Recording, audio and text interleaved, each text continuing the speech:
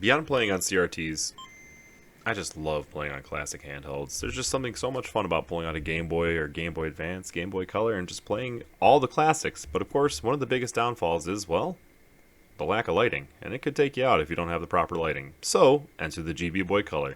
This is a bootleg Game Boy Color from China, with its biggest draw being that it actually has a backlit screen as well as 66 games built in. This costs about $40 shipped from AliExpress and took about a month to get here. It is available in 6 colors, and I went with the crystal blue because I really wanted that 90s aesthetic. So let's go ahead and open this up and take a look. Pretty simple packaging here. You just go ahead and pull these open, and hey, there it is. There's your GB Boy Color. Not a Game Boy, no, GB Boy Color. This one's for that peeling feeling right there. Oh yeah.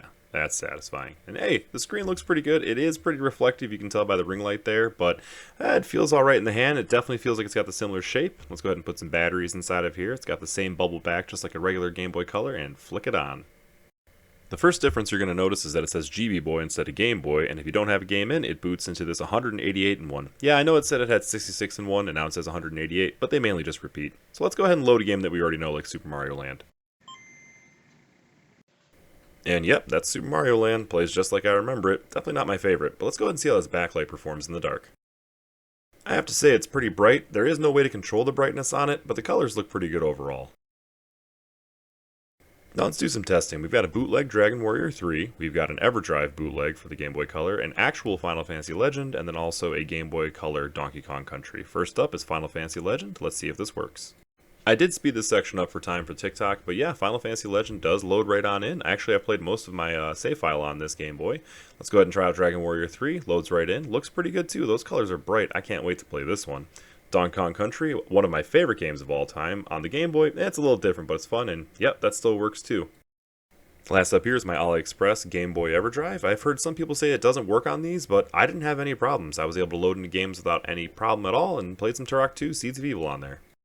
This EverDrive also has a built-in reset switch, and yeah, that also works without any problem. Something I do want to point out, and it might just be because it's an older LCD screen, is that there is some screen tearing that occurs, generally going from left to right when you're playing action games. I didn't notice it too much in RPGs, but something like Donkey Kong, it's very noticeable.